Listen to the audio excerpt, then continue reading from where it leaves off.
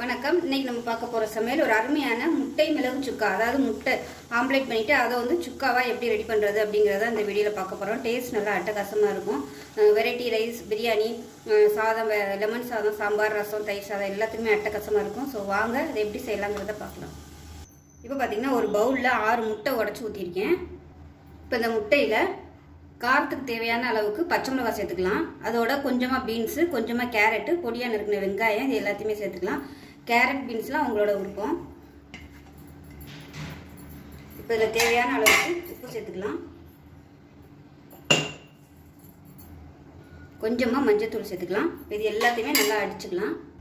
இப்போ இது எல்லாமே நல்லா கலக்கிற மாதிரி அடிச்சு விட்டுக்கலாம்.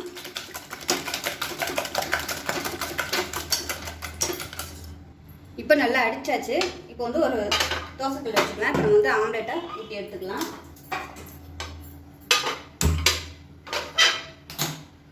இப்போ தோசைக்கல் நல்லா சூடானதும் கொஞ்சமாக எண்ணெய் விட்டுக்கோங்க. விட்டுட்டு ஆம்லேட் அதில் ஊற்றிக்கலாம். அதாவது முட்டையை ரொம்பவும் லேசாக இல்லாமல் ரொம்ப கனமாக இல்லாமல் ஊற்றிக்கலாம். இதை வந்து இன்னொரு இதுக்கு ஊற்றிக்கலாம். மீடியமான ஃப்ளேமில் வேகட்டும். இப்போ பார்த்தீங்கன்னா முட்டை நல்லா வெந்துருச்சு. நான் வந்து மூடி வச்சுருந்தேன் மேலாப்பில் நல்லா சீக்கிரம் வேகணுங்கிறதுக்காக. நம்ம பிச்சு போட்டு தான் போட போகிறோம், அதனால் ஒன்றும் பரவாயில்ல. இப்போ இதை வந்து கட் பண்ணிக்கலாம். கட் பண்ணி விட்டுட்டு அப்படியே திருப்பி போட்டுக்கலாம்.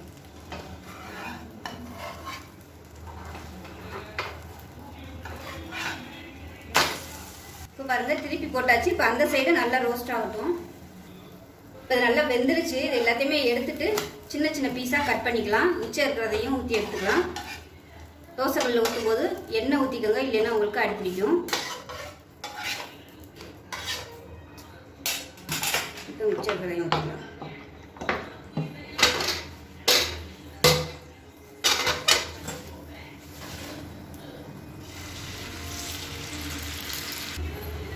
இப்போ பாருங்கள் ரெண்டாவது ஊற்றினதும் சூப்பராக வெந்துருச்சு. இது வந்து நம்ம சின்ன சின்னதாக அப்படியே கட் பண்ணிக்கலாம். இது ஒரு பிளேட்டுக்கு மாற்றிக்கலாம். ஏற்கனவே எடுத்ததுமே பார்த்தீங்கன்னா நல்லா கட் பண்ணி வச்சுருக்கேன். இப்போ ஆம்லேட் ரெடி ஆகிடுச்சு. இப்போ மசாலா ரெடி பண்ணிக்கலாம். இப்போ ஒரு கடாயை எடுத்துக்கலாம். தேவையான அளவுக்கு எண்ணெய் விட்டுக்கலாம். இப்போ எண்ணெய் நல்லா சூடாகிடுச்சு. 1 டீஸ்பூன் கடுகு, 1 டீஸ்பூன் சோம்பு சேர்த்துக்கலாம். நீளமாக நறுக்கின வெங்காயம் சேர்த்துக்கலாம். கருவேப்பிலை சேர்த்துக்கலாம். வெங்காயம் நல்லா வதங்கட்டும். வெங்காயம் நல்லா வதங்கிடுச்சு. 1 டீஸ்பூன் இஞ்சி பூண்டு பேஸ்ட் சேர்த்துக்கலாம். இப்போ வெங்காயம் இஞ்சி பூண்டு பேஸ்ட் நல்லா வதங்கிடுச்சு. 1 டேபிள் ஸ்பூன் மிளகாத்தூள், 1/4 table spoon garam masala, 1/4 table spoon மஞ்சள் தூள் சேர்த்துக்கலாம். சேர்த்து நல்லா எண்ணெயில் லேசாக வதக்கி விட்டுக்கலாம். வதக்கி விட்டுட்டு மீடியம் சைஸாக 2 தக்காளி அடித்து வச்சுருக்கேன், அதையும் சேர்த்துக்கலாம். உங்களுக்கு நறுக்கி போட தான் விருப்பம்னா நீங்கள் நறுக்கி போட்டுக்கலாம். எங்கள் வீட்டில் இப்படி அடிச்சு ஊற்றினா தான் பசங்க வந்து சாப்பிடுவாங்க. அதனால நான் எப்பயுமே இந்த மாதிரி அடிச்சு ஊற்றிக்கிறேன். உங்களுக்கு எது விருப்பமோ நீங்கள் அதுக்கு தகுந்த மாதிரி சேர்த்துக்கோங்க. இது வதங்கையிலே கொத்தமல்லி எல்லாம் கொஞ்சமாக சேர்த்துக்கலாம். மீடியம் ஃப்ளேம்லேயே நல்லா எண்ணெய் பிடிச்சி வரட்டும்.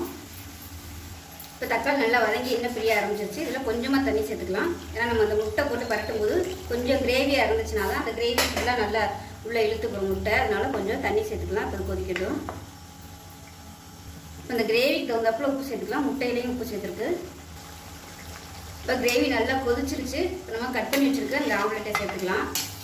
இது எவ்வளோ தண்ணியாக இருந்தாலும் எல்லாத்தையுமே அப்படியே உள்ளே இழுத்துக்கிறோம், நல்லா அப்சர்வ் பண்ணிக்கிறோம். சாப்பிட்றதுக்கு வந்து நல்லா டேஸ்ட்டாக இருக்கும். அந்த மசாலாவோட சாப்பிட்றது நல்லா பரட்டி விட்டுடலாம். உங்களுக்கு இப்போ தண்ணியாக இருக்க மாதிரி இருக்கும் பாருங்கள். நல்லா அப்படியே உறிஞ்சிக்கிடுச்சு பாருங்க. இதுதான் அந்த முட்டையோட ஸ்பெஷலு. நல்லா அந்த டேஸ்ட்டு ஃபுல்லாத்தையும் இழுத்துக்கிறோம். ரொம்ப போட்டு கிளறினீங்கன்னா முட்டை உடஞ்சிரும்.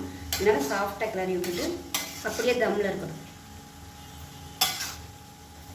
இப்போ இதுக்கு மேலே வந்து நம்ம மிளகுத்தூள் வந்து சேர்த்துக்கலாம். இப்போ எவ்வளோ காரம் தேவையோ அதுக்கு தகுந்த மாதிரி மிளகுத்தூள் மேலே தூவி விட்டுருவோம். இதில் ஒரு காரசாரமான முட்டை சுக்கா ரெடி ஆகிடுச்சு. அதாவது ஆம்லேட் சுக்கா. இது மறுபடியும் பரட்டி விட்டுக்கலாம். பரட்டையில் மெதுவாக திருப்பி விட்டுக்கோங்க.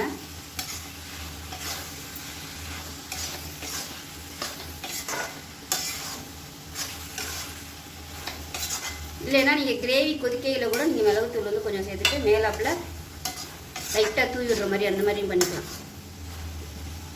ஏன்னா இதுனா நம்ம ரொம்ப போட்டு கிளற முடியாது. அதுனா கிரேவியாக இருக்கையில் அந்த டேஸ்ட் எல்லாமே முட்டையில் இறங்கிடும். முட்டை வந்து எவ்வளோ சாஃப்ட் ஆயிடுச்சுன்னு அவ்வளோதான். அருமையான முட்டை ரெடி ஆயிடுச்சு. இப்போ அமர்த்திடலாம்.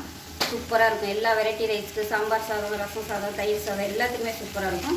ஸோ அவ்வளோதான். தண்ணி வந்து உங்களுக்கு ரொம்ப நீங்கள் ஊற்றிட்டீங்கன்னு தெரிஞ்சுன்னா கொஞ்சம் ஹை ஃப்ளேமில் வச்சு சொன்னீங்கன்னா தண்ணி நல்லா சுண்டிடும். இது கொஞ்சம் ஆறுச்சுனாலும் நேரம் ஆக ஆக நல்லா விட்டு அப்சர்வ் பண்ணிக்கணும் ஈரத்தை. அவ்வளோதான், அருமையாக ரெடி ஆயிடுச்சு.